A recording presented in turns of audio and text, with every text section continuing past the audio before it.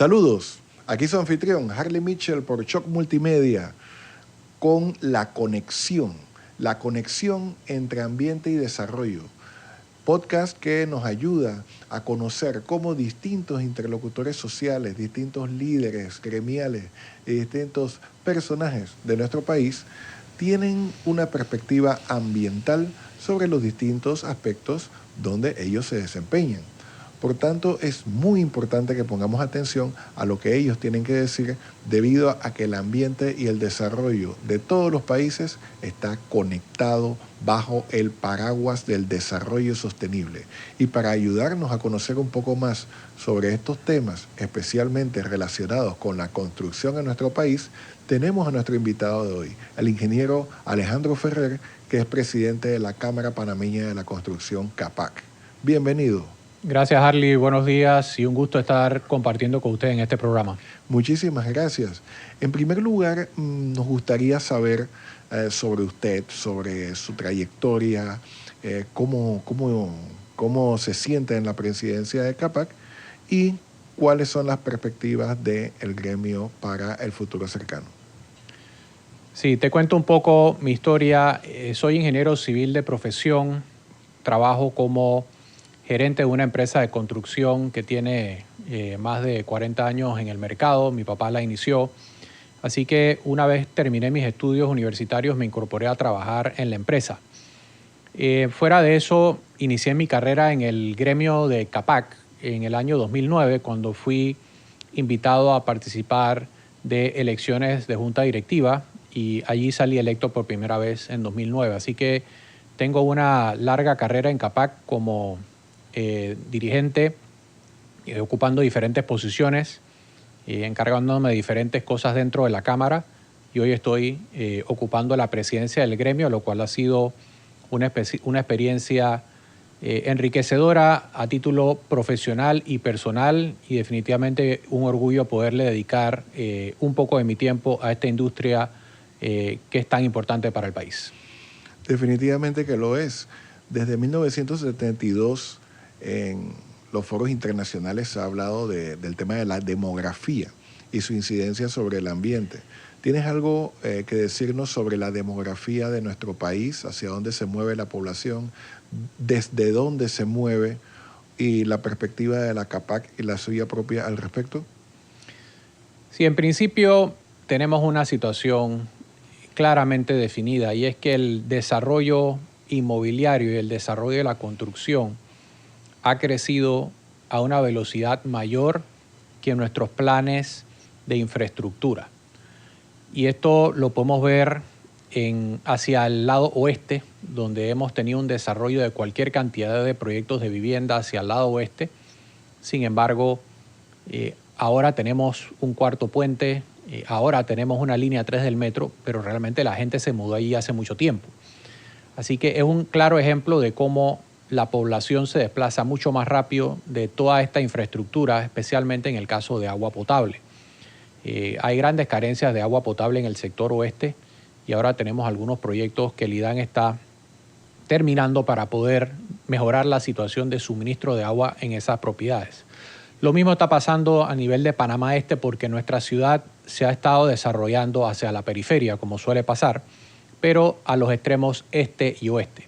Así que cada día se hacen urbanizaciones que están más lejos del centro, lo cual le pone presión, digamos, al Estado para contar con servicios de electricidad, agua potable, etcétera, para que esas viviendas que aun cuando están alejadas puedan contar con un servicio más continuo, que es lo que exige la población. Entonces, realmente esto nos indica a nosotros que aquí tiene que haber una planificación de inversión en infraestructura, de manera tal de que no tengamos esta situación donde primero se mudan las personas y empiezan a padecer los problemas y las carencias para entonces salir a buscar proyectos que puedan atender las necesidades. Tiene que ser al revés, la infraestructura tiene que ir primero y para eso se requiere no un plan de gobierno, un plan de Estado, porque los gobiernos están por periodos de 5 años, pero si tenemos un plan de Estado con relación al suministro de agua potable, entre otras cosas, creo que vamos a tener una mejor ciudad para vivir.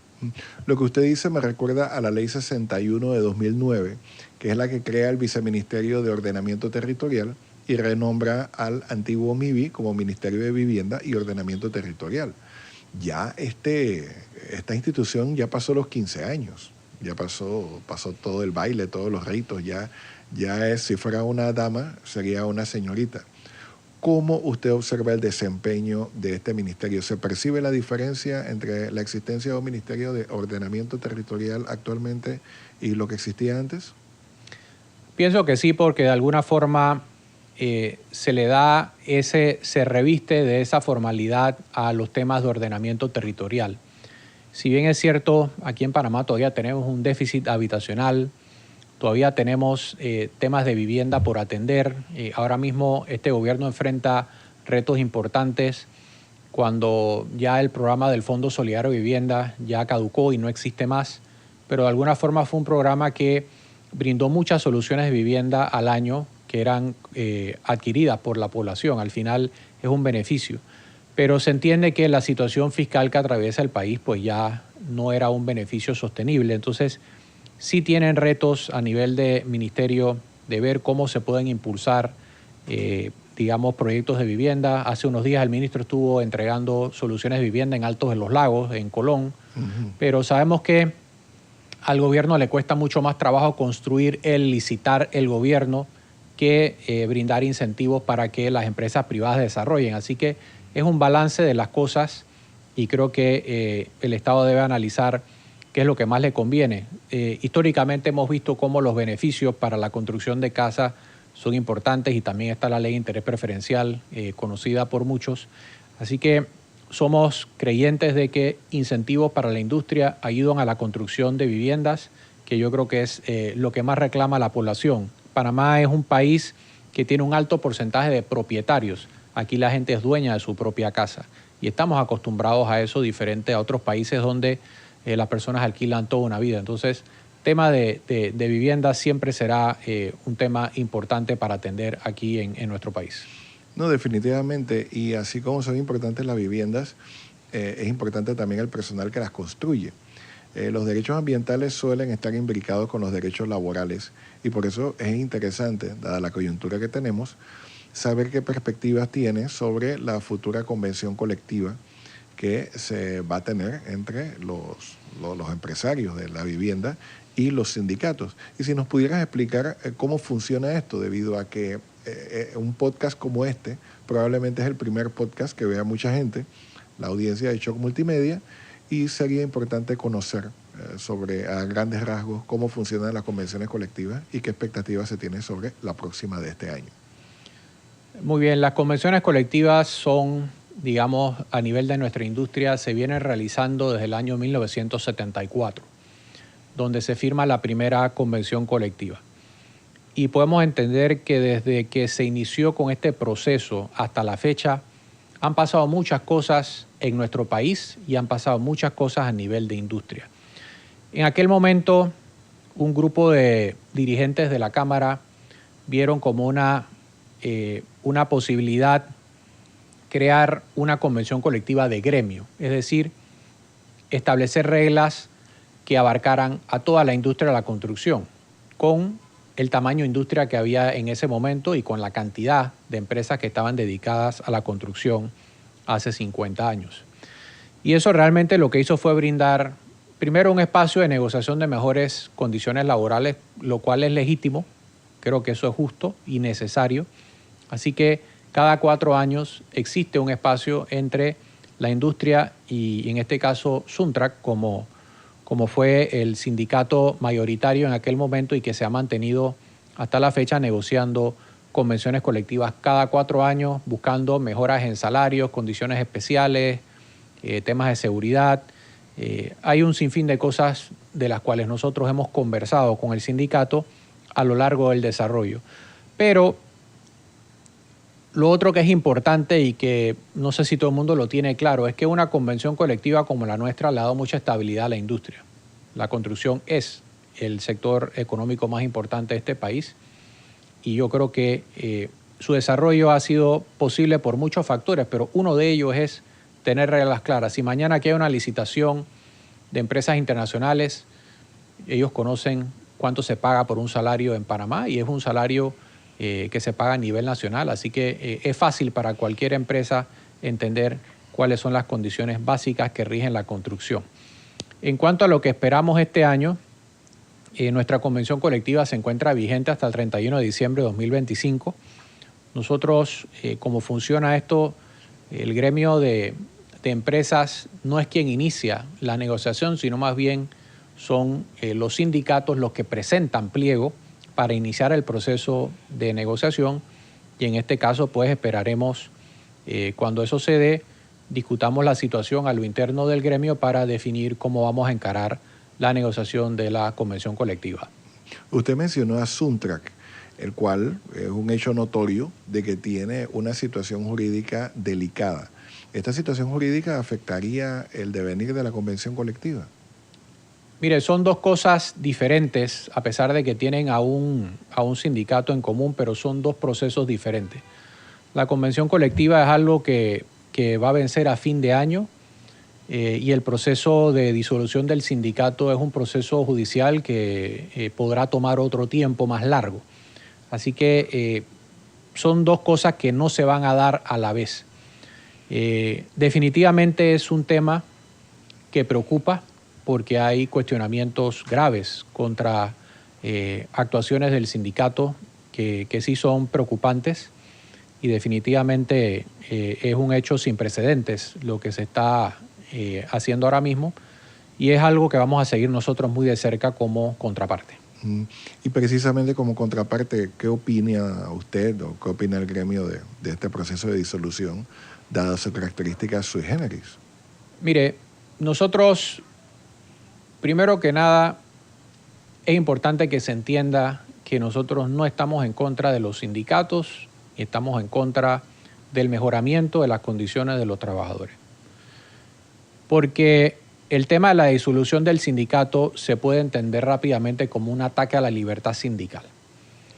Pero creo que la ministra ha sido clara y ha sabido sustentar esta solicitud de disolución, pero nosotros como Cámara no lo entendemos como que queremos que se acaben los sindicatos. Es más, hemos sido muy reiterativos que vamos a respetar lo que está firmado en la convención colectiva.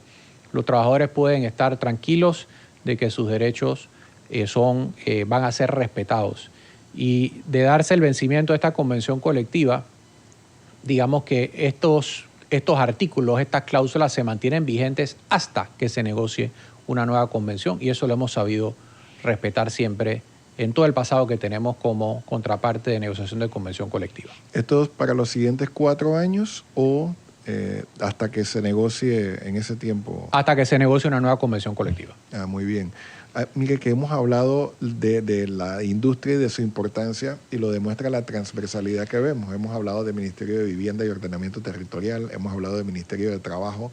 Ahora le tocaría a Salud y Ambiente, porque estábamos conversando antes de la entrevista sobre esta debacle del saneamiento, que es importante porque ante la falta de inversiones públicas con respecto al alcantarillado sanitario, salvo excepciones como en el caso del programa de saneamiento de Panamá y el que viene para Chorrera, cómo la industria está enfrentando este tema, porque lo que la audiencia está observando es que se construyen barriadas, se utiliza una planta de tratamiento, dada la falta de alcantarillado o de inversión en el IDAN reiterativamente a través de los gobiernos y a través de la época no recibe las plantas de tratamiento y existen conflictos de toda índole ambiental, sanitaria y legal que devienen de esto. ¿Cuál es la opinión del gremio al respecto y las acciones para poder remediar esto?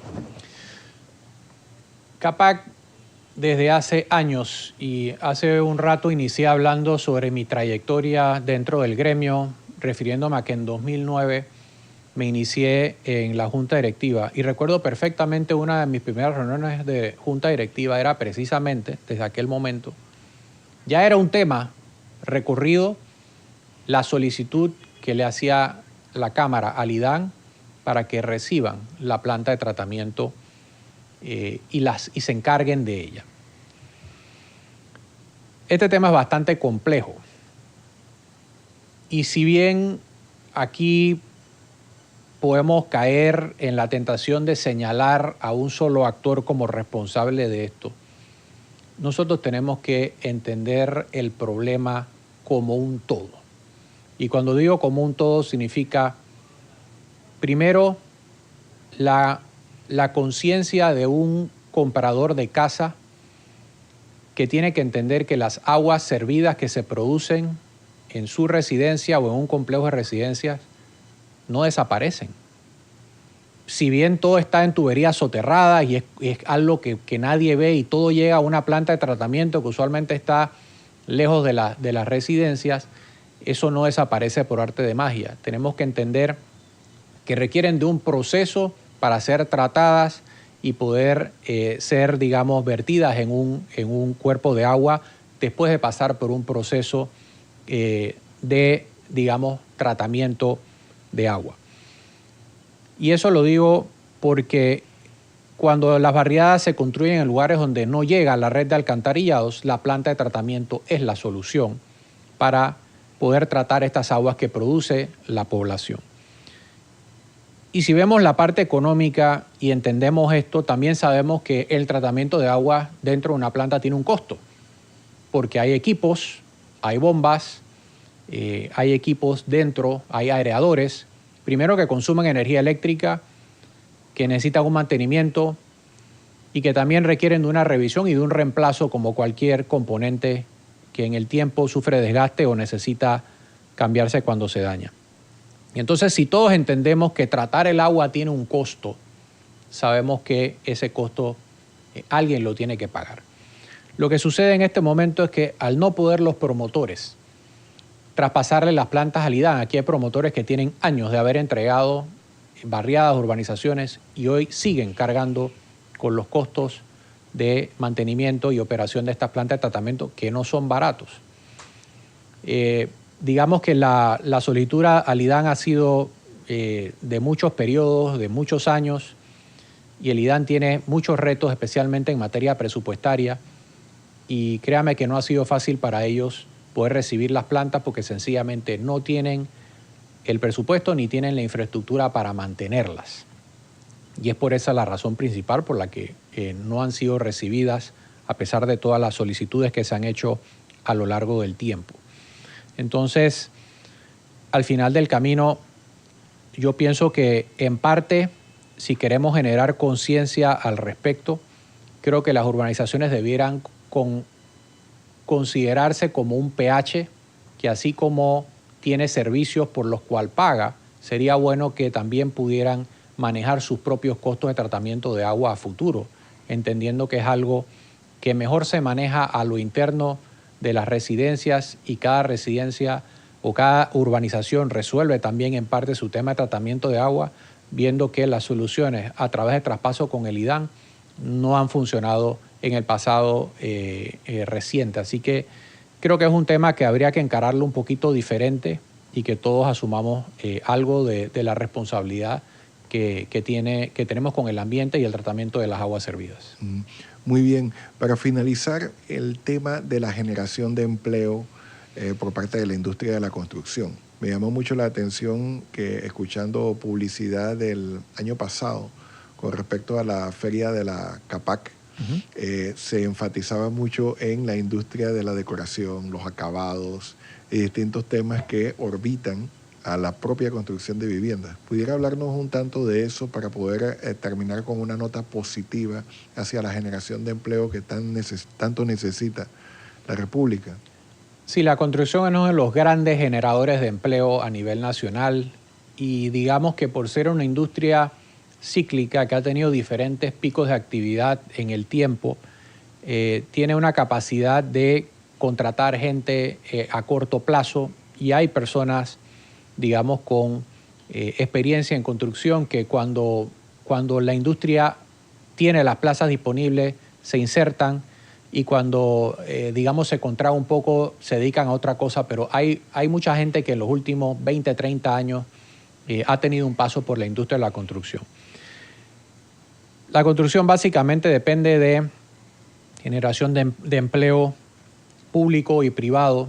Público, entendámoslo como inversión que hace el Estado y Ahora hay un proyecto de presupuesto donde hay un incremento importante en el rubro de inversión pública. Hay alrededor de 11.000 millones de dólares destinados a la inversión pública, lo cual parte de eso será en construcción, y hay diferentes instituciones del Estado que están presentando proyectos de inversión, lo cual es importante para la generación de empleo. Y a nivel de la parte privada, tenemos necesariamente inversión en proyectos de vivienda, para lo cual hablamos un poco de los incentivos. En la medida que los incentivos estén allí, más personas van a seguir invirtiendo en construcción. Importante también generar un clima de confianza y estabilidad.